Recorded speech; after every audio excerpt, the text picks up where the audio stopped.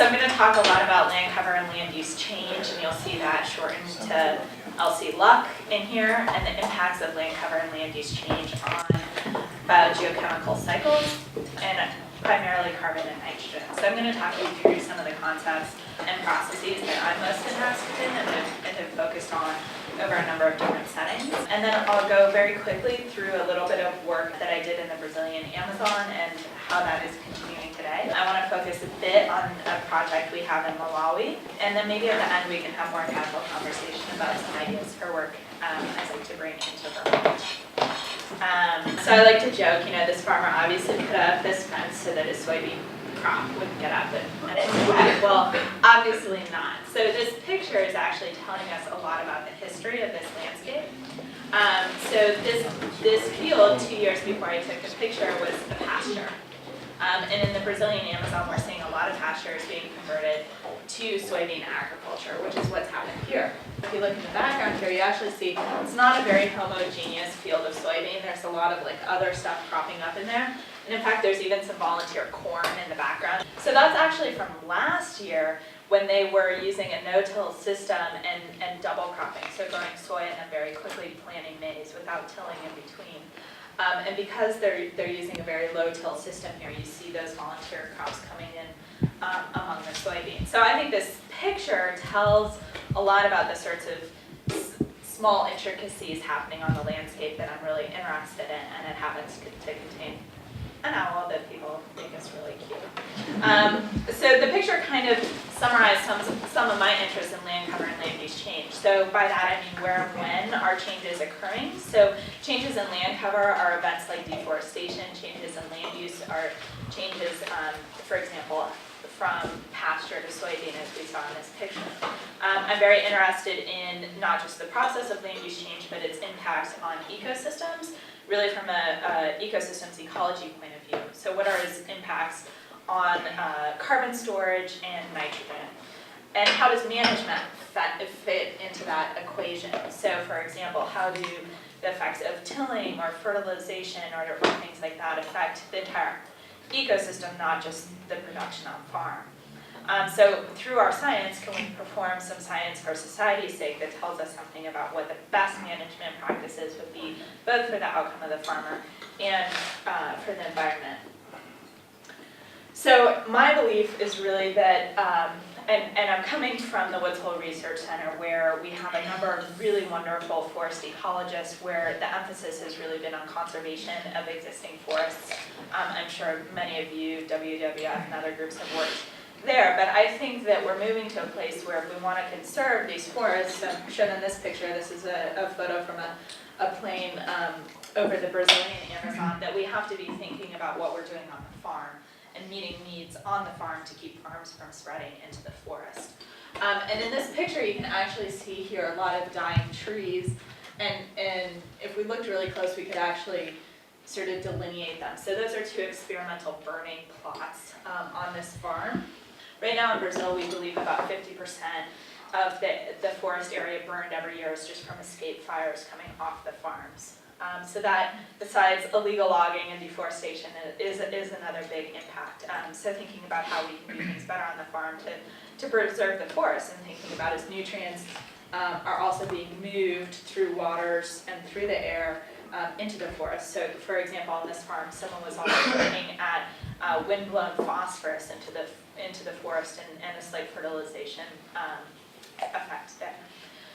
So kind of my message about conservation of areas like forest is really thinking about what's going to happen through on the farms. We're probably going to continue to see extensification, but we have great opportunities for intensification, and I'll talk through what I mean, at least by those terms, in a little bit. And the ways, I think there's two scales that we have to focus on. So today I'll show you an example of very large industrial scale farming, like in the Brazilian Amazon, and then at the other side of the scale is smallholder farmers producing mostly for household subsistence. So the take-home message again is that conservation isn't just about protecting the forest, but it's about protecting livelihoods and production outside the forest so that we can leave the forest intact. There was a paper by John Foley last year about feeding our future world and can we use the current land area and production to meet the needs of a population of 9 billion? And this is kind of my own take on it. So what is it going to take there to get there, to be a sustainable world feeding a much larger population? And to me, those sustainability questions bring in the local environment and not just how do we produce X amount of food. So I think we need policies like RED or other policies that may limit extensification. Obviously, intensification has to be part of the portfolio, whether you're pro-fertilizer, against fertilizer, this or that it has to be part of the portfolio, and we can think of creative ways to increase production. And to that end, we want to use intensification in order to be land sparing. So really capitalizing on increases in production to limit future deforestation. So in my toolkit is remote sensing. So using satellite imagery as a way to monitor these changes on the Earth's surface, including changes in land use. And using that documentation then to start to estimate the impacts on the environment and also the outcomes for food production and benefits on farm. I think as scientists, we're coming from a place where we know, at least in the developing world, how a lot of these stories can play out. For example, eutrophication in the Gulf of Mexico coming from heavy excess fertilizer use in the United States. So in places where we're transforming to more intensive forms of agriculture, we need to be thinking about those problems before they arise and getting the science out there so that we can be monitoring and watching for those problems should they come along. To get into the terms a little bit more, I've already thrown out there extensification quite a lot. This is an example, you could see anytime you go to the Amazon and you're on a small connector dirt road, you see large trucks bearing these trees. So extensification, I'm typically talking about a horizontal expansion of agriculture. It doesn't have to be for agriculture, I guess, but typically we're talking about the first time that lands are put in productive use and when they're cleared from their quote-unquote natural vegetation and put into use. And we can compare this with a vertical expansion. So you're really increasing per unit area or per unit time the amount of food you're producing. And it doesn't have to be food, but the amount of crops or other production. So in this slide, I have two examples. On the left is a site we've been working with in Kenya. And on the top is a woman who's just finished hand hoeing her agricultural plot there. They're about to plant maize at the beginning of the wet season. And down below is actually the woman who owns that land, and she's on an adjacent field where they've grown a nitrogen-fixing legume. So it's a woody crop that they won't actually eat. She keeps asking, where do I sell this, where do I sell this? Well, the point is that it's actually increasing the nitrogen storage in her soil, or it's capturing nitrogen and adding that to her soils in an organic way. And then she cuts this, so it's basically slashed, and it's actually very good for using in fence rows. So it gets woven in as fence rows. It gets used in construction a little bit, so you can weave, say, like a wall, and then complete it with mud as sort of a plaster. People are burning it, so reducing demands for local firewood. And they have started seeing the benefits of this increased nitrogen in their soils. One of the problems, I would say, with agroforestry like this is that a lot of these soils in Africa are so degraded, they've just continuously been stripped of nutrients that even with organic inputs like this, the soils are so poor that your organic matter is really low in nitrogen, so you can't quite get out of that trap. If you guys think like a poverty trap, you're kind of in this nutrient deficit where you can't get over the top. But in places where the soils are healthy enough that these small inputs of nitrogen make a difference, they can make a huge difference to the farmer. And in this community, we're finding this system very effective. And this is a place where, too, I should mention, the kids are expected as they come to school to bring a large branch with them to help fuel the huge cook. They have a cook pot about this big. I mean, I think you could put 10 kids inside the cook pot. And so instead, people can send them with wood like this instead of the kids kind of reaching up and breaking a branch off a tree or something like that. So the community as a whole is starting to think about more sustainable use of firewood. So this other very extreme example of intensification is in the Brazilian Amazon, where the southern part of the Amazon has become one of the, if not the agricultural frontier of the world. And you've probably all heard in the news about the really rapidly expanding soybean production in the Amazon. So what we're seeing today, and it started a few years ago, is finishing your soybean crop and immediately planting a maize crop. So back to back during the same rainy season, you can grow both crops. And this has been happening for a while, but all of a sudden we're seeing it really widespread. So part of that is Brazil has enacted, or rather within the state of Mato Grosso, there's a moratorium on deforestation. So most of the farmers have agreed to have no new deforestation for soybean production. So they're now starting to look, they get a special certification, which means they may get a higher price, especially if their soybean products are going to the EU. But they're starting to look at creative ways to increase sort of their dollar amount per hectare farmed. So when you think about soybean, it's a nitrogen fixing legume. It should not really need much fertilizer, and in Brazil they really aren't using much fertilizer with it. But as soon as you start planting maize, you start thinking back to that situation in the Midwest where we're adding tons and tons of nitrogen fertilizer to the landscape and ending up with too much that then ends up in our waterways. So this is a type of intensification. In fact, we have a proposal in review for NSF where we want to look at where the nitrogen is going in those systems, because right now we don't really know. These are tropical soils that typically don't have large amounts of nitrogen added to them, and there just hasn't been the basic research to find out how much of that nitrogen is fluxing back into the atmosphere as nitrous oxide and how much of it may be leached.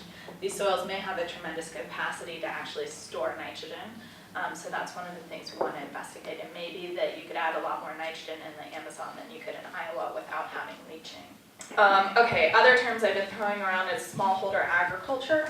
And I'm sure every person in this room could have a different definition, and probably in Vermont we would define a smallholder farmer differently than I will here in this context. But typically, particularly in the Sub-Saharan African context, I'm talking about family-run production, which is primarily for household subsistence, or what we would call subsistence plus. So in subsistence plus, you may be growing maize or some food for consumption in your household, in addition to, say, some beans or some other crop, tomatoes perhaps, that you're selling at market and then using that money to pay your children's school fees or to buy milk or to do other things like that. So subsistence, but with a little bit of market trade. I would say quote unquote small farms. When I'm talking about Malawi, we're talking about a quarter to a half of a hectare per farm family in most cases. A hectare is 100 by 100 meters. So, when you get down to 0.2 hectares, I think my mother has a garden patch that big at her house.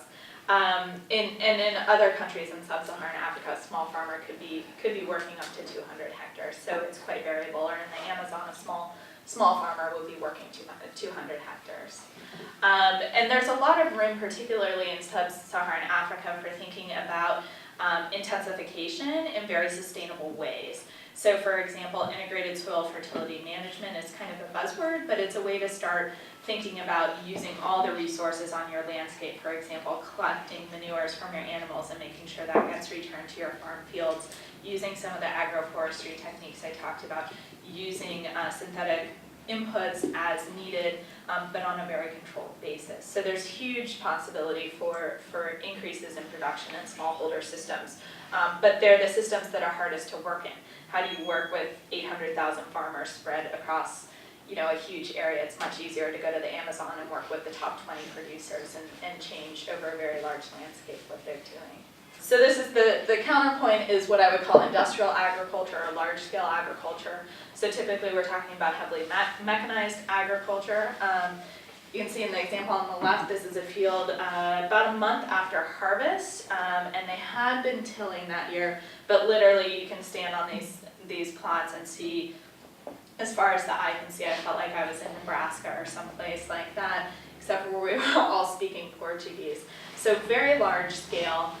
Typically in Brazil, to be profitable, a soybean farm will be 2,000 to 3,000 hectares, some as small as 1,000 hectares, but any smaller than that, you stop being profitable. A lot of the increase, particularly in Brazil, in this industrial agriculture has been due to demands on the global market. So soybean oil, soybean products going to animal feed in China, a lot going to Europe as well. And so these big intensive scale farming require intensive inputs. So this is a farm where they were cropping with corn following their soybean, and these inputs are getting ready to go out to the soil. So each one of these bags is about 1,000 kilos of fertilizer in it. So very hefty use, but I'll put the counterpoint that they're still using a lot less than we use for in the United States. So the geographer in me loves maps like this. This is, and I'm sorry because the titles are kind of wonky on here, but this is looking at 2000 data from Naveen Ramankutty and Chad Monfreda, where they were mapping the total area in croplands. So we've all heard this number, about 40% of the Earth's surface is devoted to food production. And this is where it lays spatially. And thinking about where the food is being produced also helps you think about where do we have the biggest problems, or when problems arise with future climate change, particularly in times of drought or flooding, et cetera, et cetera. So I pulled out maize because I think Americans identify very well with corn crops. We all grew up eating corn in the backyard, and you see pictures in the newspaper of the harvest in Iowa and such.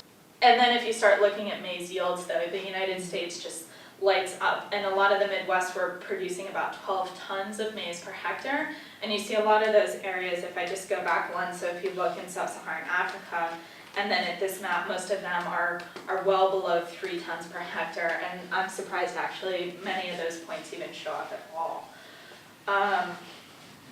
So this is kind of get a focus on, you know, if we think about total area being farmed, and then for a specific crop, how underproductive we have a lot of the landscape. We have a lot of opportunities for increasing production.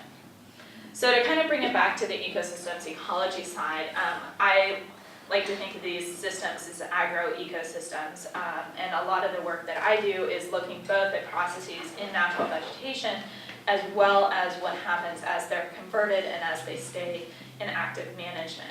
So this is an example. I work a lot with carbon dioxide, nitrous oxide, and methane. So I don't typically go out and measure these things in the field, but I work with a lot of people who do. We have several funded projects and proposals to actually go out. You put collars in the ground and you can capture the nitrous oxide and carbon dioxide and such coming off the landscape. And then we use that information more on the end that I work, which is trying to model or estimate the magnitude of greenhouse gas emissions from these land use transitions. So this is kind of thinking of a time series in the Amazon and the different events that would either sequester or release these greenhouse gases. And for those of you who don't think a lot about nitrous oxide or methane, I just pointed out up there that methane has a global warming potential 25 times that of CO2, and nitrous oxide, while it's produced at much lower levels from agricultural systems, the impact of N2O is 300 times that of CO2 for an equivalent amount. So I'll go really quickly through this example in the Amazon, which I think I've talked about quite a bit. But as I said, my approach to looking at greenhouse gas emissions is not just to look at the emissions from deforestation. So when you burn down the forest, you release a lot of carbon dioxide. But we're very interested in what happens, for example, when you reform a pasture. Is it then able to sequester more carbon? Are you sequestering more carbon in the soil when you move from a pasture to row crops? And those sorts of things. So this is an example of some of our outputs from our work in the Brazilian Amazon. So on the left side, we have the remote sensing results where you could look at new agriculture expanding in this hot spot of agricultural conversion. And then through our modeling efforts, you could see how much carbon was lost at the time of conversion. So obviously you're having higher carbon amounts lost in the northern forest systems versus the southern cerrado systems. And these are areas that were pasture that were converted to row crops, so even lower carbon emissions. But you can start to use these maps to think about, okay, if you're going to do zoning or something and allow some transformation of new landscapes, you might try and target specific areas where you're having a lower carbon impact. And this is an example, then we can also track over time, which land use transitions have had the biggest impact. So crops are a really new phenomenon, but the rate at which they're growing was a huge concern. And that has started to slow a little bit because of the soy moratorium I mentioned before. We also looked at future scenarios of intensification, so moving to an intensified landscape here versus the extensified landscape there. You have a huge savings in terms of your net carbon equivalent emissions. And we can go back and talk about that more later, but I want to get through this next stuff. So in changing gears a little bit into Africa, I've been really interested in what is being called the new African Green Revolution. So unlike the Green Revolution we've all heard about decades ago, it encompasses not just increases in production through improvements in germplasm, but also protecting the environment and helping farmers adapt to climate change. And it also specifically integrates farmers into markets. So a lot of the rural poor, especially in Africa, aren't connected to local markets and can't, that's a big part of what keeps them in poverty traps. So through diversified crops and better improved access to markets, they're hoping that will really spur a green revolution. And so I have been focusing on Malawi, where Malawi took the United Nations Hunger Task Force recommendations for specific ways to enact the African Green Revolution.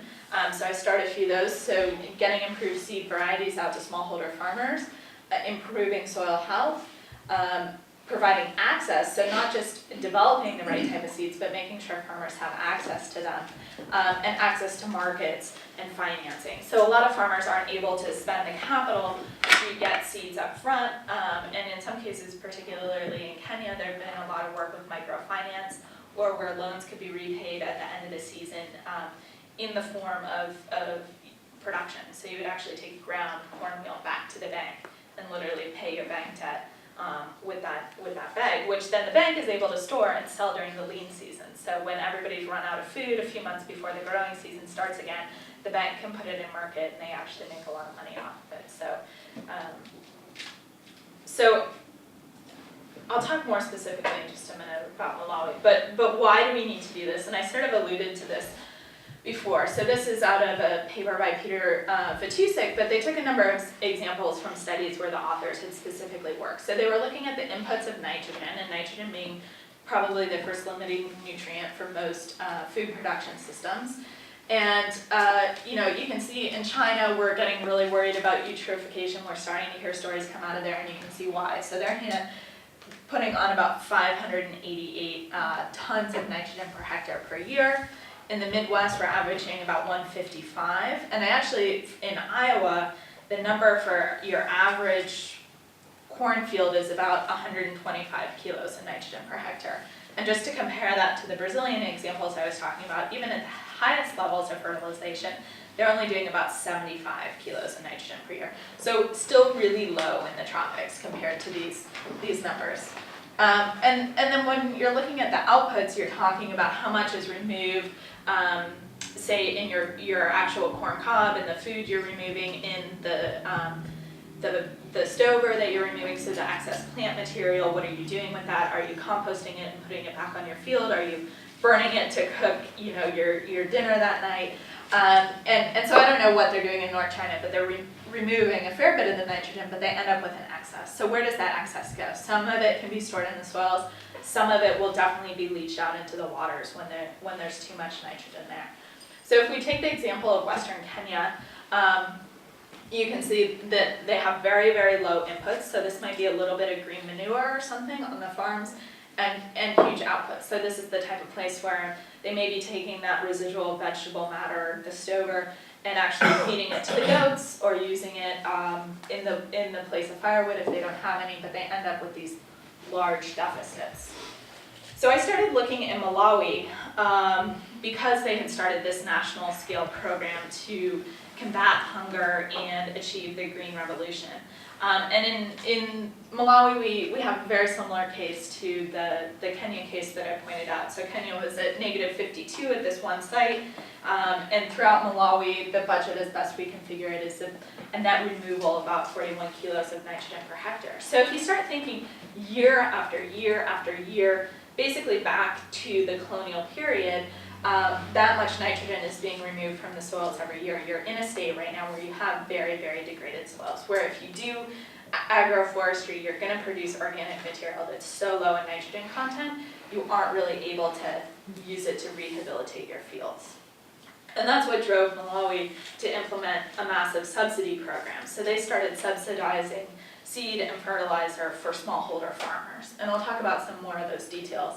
But this is kind of a schematic of how we've been thinking about the nitrogen cycle. And you can see we took from the Millennium Ecosystems Assessment some of the ecosystem services and distributed that within the nitrogen cycle. And rather than thinking, typically if you look at a diagram of the nitrogen cycle, it's like, oh, humans remove a little bit here and there. And really our point was that in these smallholder communities that every aspect of this cycle affects human livelihoods. When you're talking about, how is the natural vegetation faring, particularly when it's very integrated. You may have small field here, small forest here, small field here, and people are going to those forests and removing tree branches, or even the trees are left standing in their fields and their crops are grown among the trees.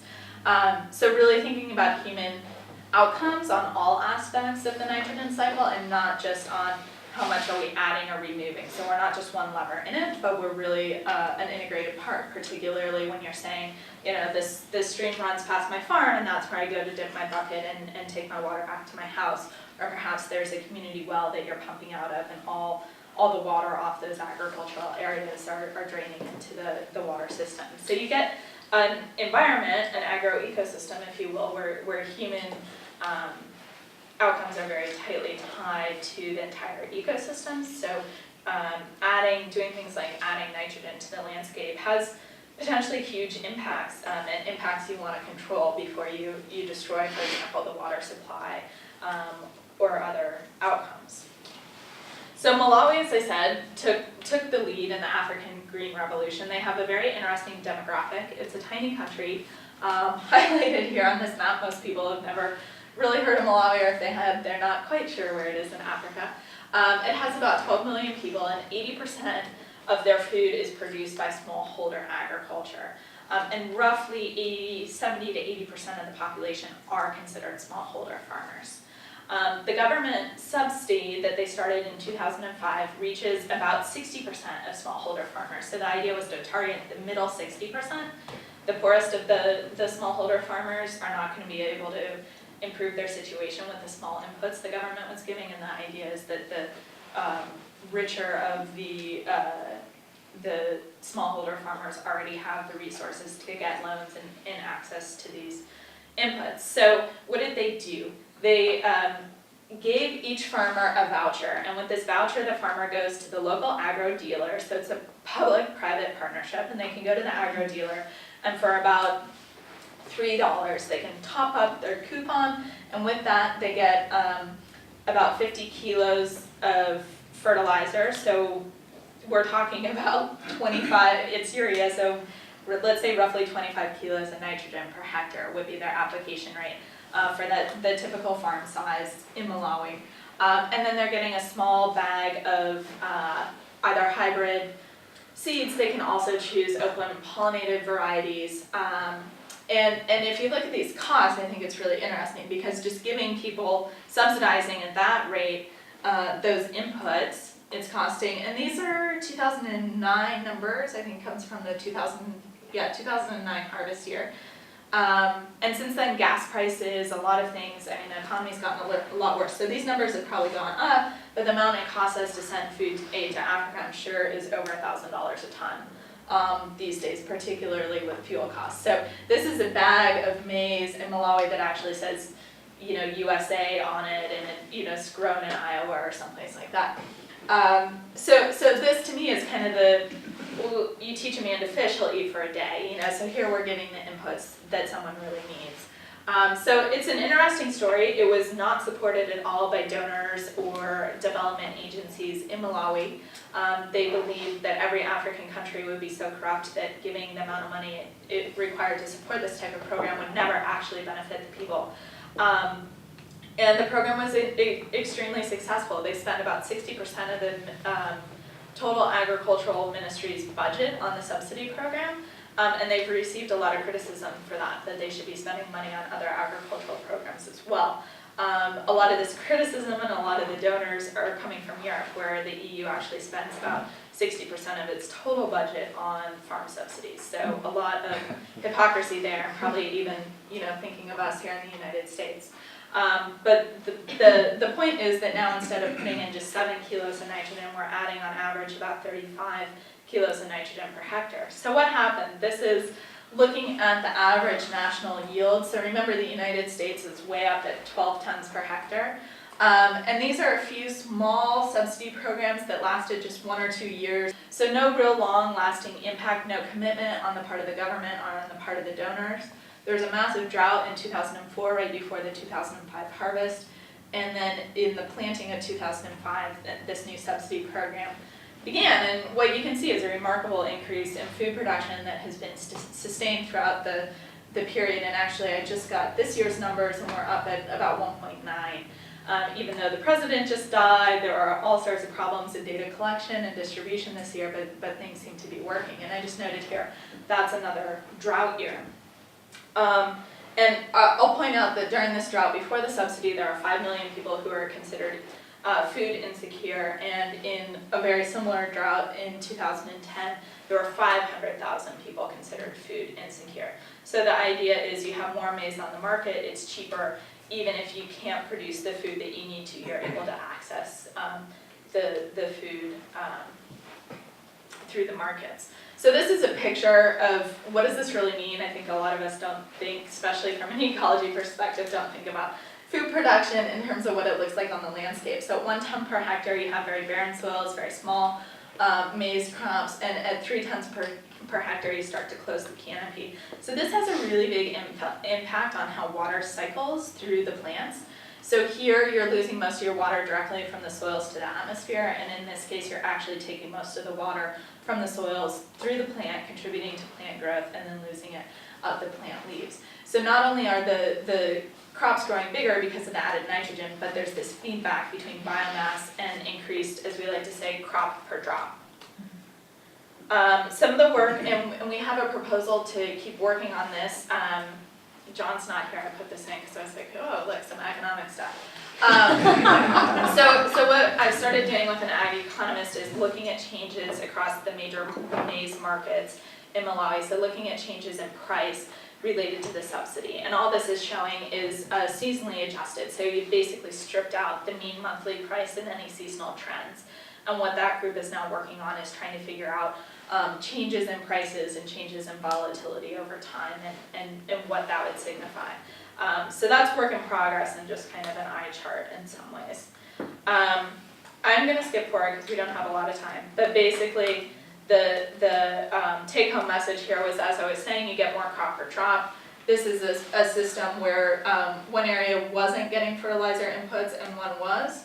And these are anomalies in vegetation cover. So during this massive quote-unquote drought year, you had areas that weren't well fertilized, not being able to access the soil moisture, creating a weaker plant cover.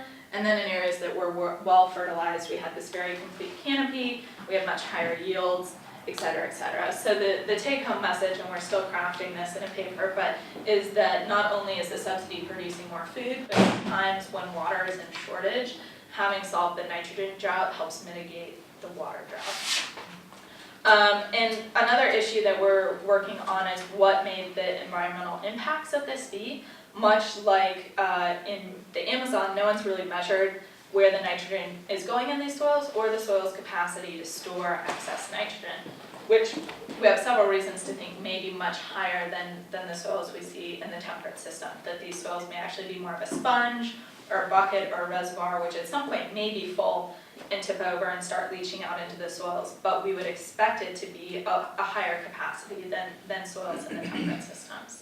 So some of the ideas that are being tested right now is, are we actually increasing soil organic matter with increased nitrogen inputs? We know that water use efficiency has gone up, and there's, I think, been one study showing that in Kenya, and otherwise it's not very well documented. So we have folks who are now trying to look at the water use efficiency.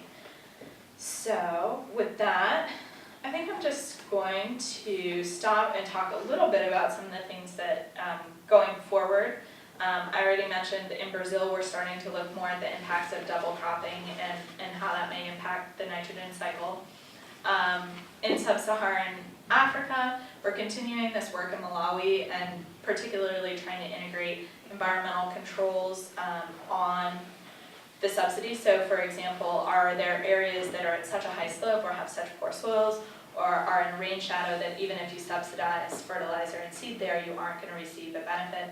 And we're linking that with the socioeconomic analysis. So are there places that are so far impoverished, so far from markets, so isolated that they may never realize the benefits of the subsidy, and how do those two things, environment and poverty, play together? I have another project going on in India right now where we're applying some of these tools to remote sensing to look at climate variability and the ability of farmers to grow multiple crops within 1 year. So using remote sensing on climate and land cover data. I'll leave it there so we can chat a little bit. Yeah. So you mentioned that the international agencies were opposed to this. Mm-hmm. And if you know the history of the international agencies like the World Bank, the IMF, and what so-called Washington Consensus is to do exactly the opposite of that. Free markets, no subsidies, privatize everything, allow foreign investment to come in and so forth. So how did Malawi resist all that and do the opposite of the quote neoliberal approach, Mm-hmm. whereas none of the other countries have been able to oppose that and do their own thing? So, yeah, it was really the president, and the president saying, this is what I'm gonna do. He listened to the UN Hunger Task Force, who said, if you wanna feed your people, here's what you have to do. And so he did it. The first year he funded it out of his own, out of the government's budget. And after that tremendous success, a huge increase in food production, then they started getting more of the external funding. So DFID, Irish Aid, and they now get funding from different agencies like that. I think the point is that it was extremely successful in Malawi, and we now have the southern half of Kenya is doing a very similar subsidy program, as well as in Tanzania. Nigeria has started a national scale program, and Mali was, but given the political crisis there, I don't know what the current status of that. So I think it was just effective enough that now they're able to get some outside funding. Unfortunately, the president who passed away this year, while he enacted this thing and just, I don't care if you support me or not, I'm gonna make it happen, got a little off his rocker at the end of his day, kicked the British embassy out of the country, who then withdrew their support from agricultural programs, even though most of their complaints were about the educational programs. So, in politics, there's always these, give and take. Well, we don't approve of how you're spending our money in education, so we're going to take that and your money from agriculture, even though your agricultural program is going well. So. And you also pointed out the hypocrisy of all the huge subsidies in Europe and in the U.S., right. Whereas we're advocating the opposite. Right. So he just sort of did what we did rather than what we said. Right. And what's interesting in Malawi is that they did, the first year they had all the distribution run through through the public agency, ADMARC, which sort of controls a lot of the markets and things like that. And after that, they went to this private-public partnership. So they actually procure all the fertilizer and then distribute it and have the sales within private agro dealers. So if you've traveled in Sub-Saharan Africa, even in Latin America, it's kind of the same. You're in a small rural area, there may be a guy, with a little storefront that has some bags of fertilizer and seeds and stuff like that. Next to him's the hairdresser and the little shop with maybe some bread in it or something.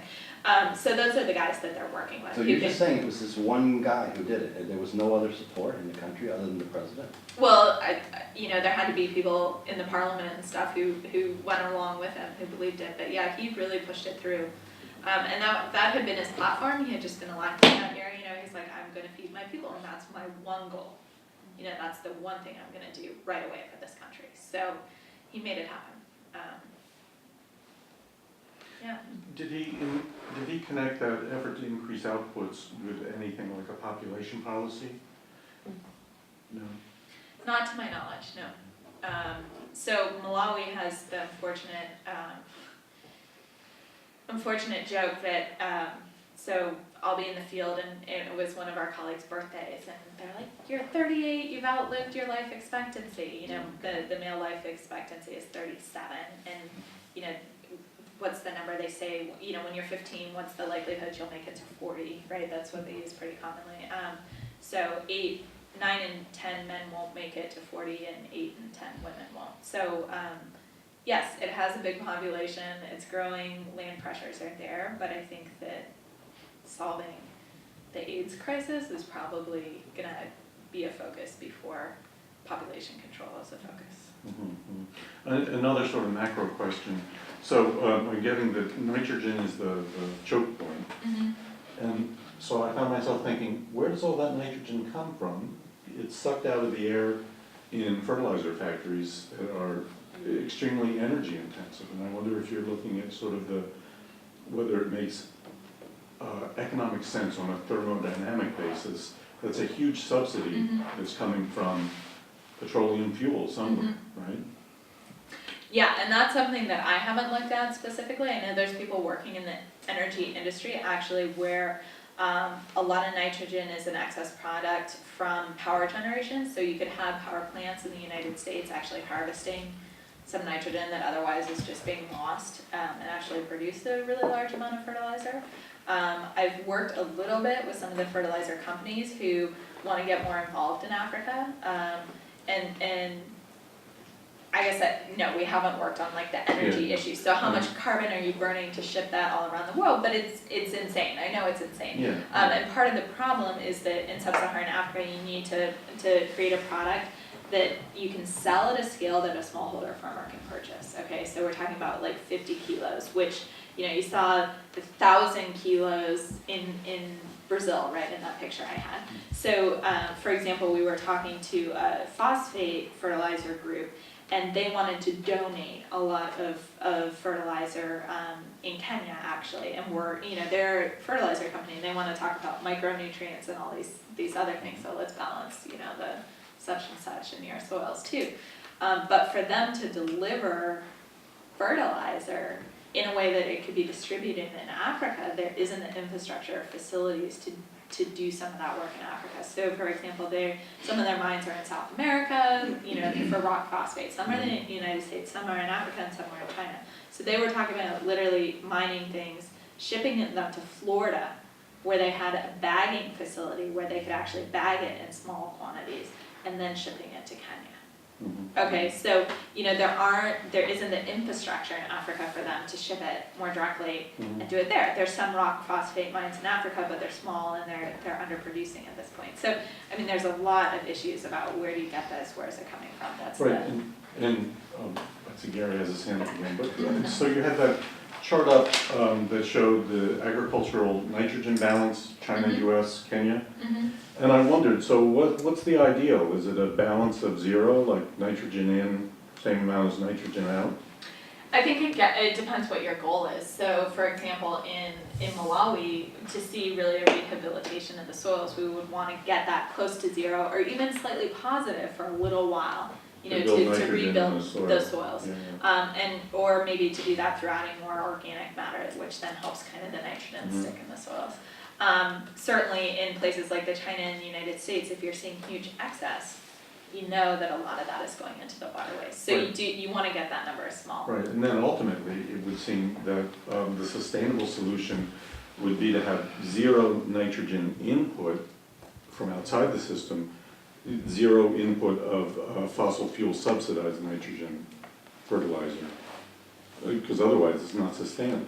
Well, so you're always going to be removing nitrogen from the system, so to really keep your soils where they are, you need to be adding some.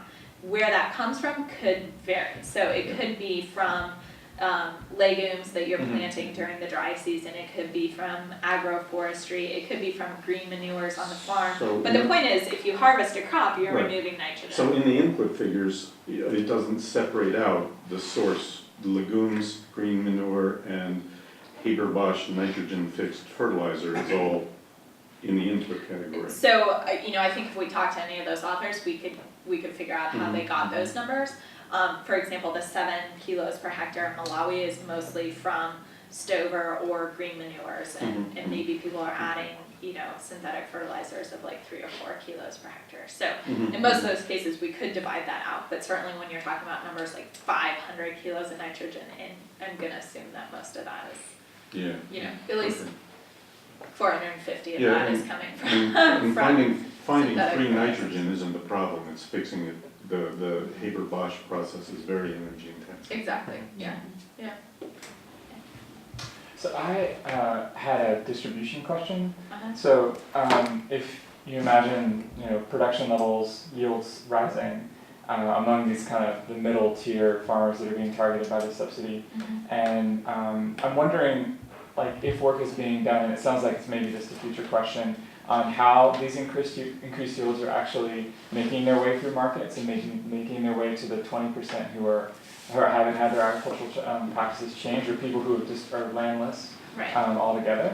And so it's more of like kind of how the structure of the economy is shifting as you increase yields, which in many places is like what has fueled economic diversification, or poverty alleviation kind of in tandem. So I'm curious, insights is what Yeah, so there was, for example, in that drought that I pointed out, there's sort of this story that everybody believes that the northern, typically you split this whole country into the northern, central, and southern region, and 45% of the population lives in the southern region.